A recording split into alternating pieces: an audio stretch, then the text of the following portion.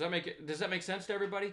If you take a third off into the first kind of decent little pop, you're basically sitting on the rest of the shares that you own in your account are free. Does that make sense? Because as long as you resolve to protect your entry on the rest.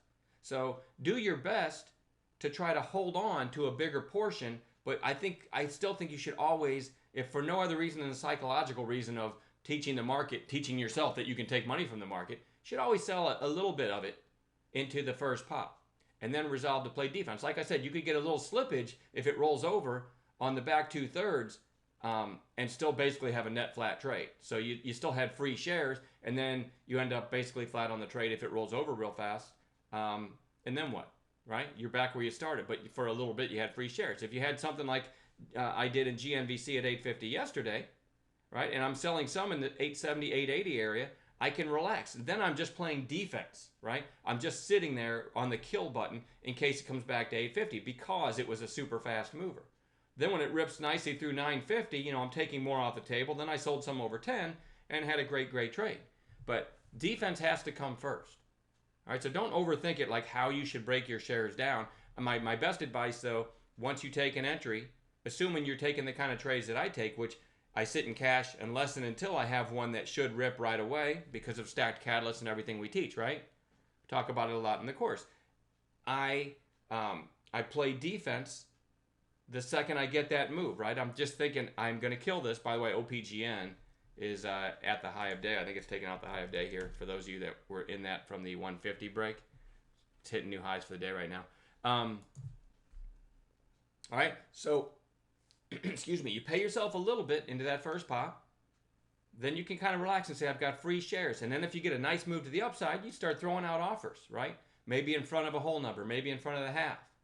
But as long as you're playing defense and you've taken a third off or a fourth off for a profit, and your finger's on the kill switch in case it rolls over, especially if you're playing one of these crazy ones, you're sitting on free shares.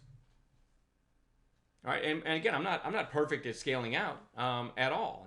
Like I said yesterday when I scaled out of GNVC, it was a little bit random. It starts getting upside shape. I start throwing out offers. But the only thing I was focused on, it's not like I was going to go take another trade, right? The only thing I was focused on was protecting my entry, and then when I get nice moves, scaling out into the upside shape, for lack of a better term.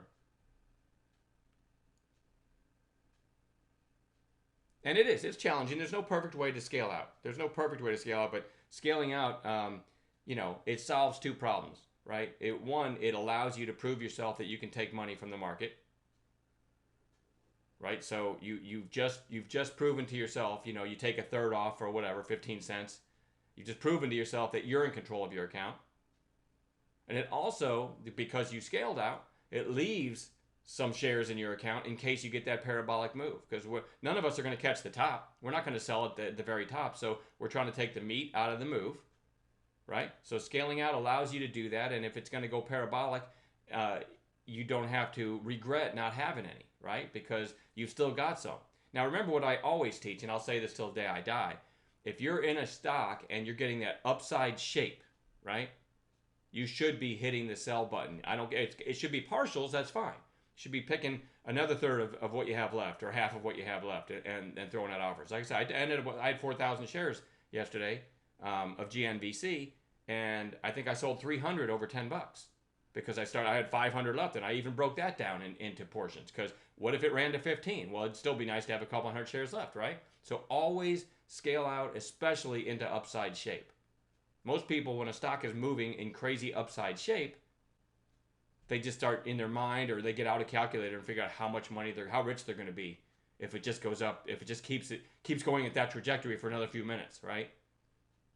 Should upside shape that you're already in from down below, that should trigger a mechanism in your brain as a trader to start scaling out without fail. All right, I can't emphasize that enough.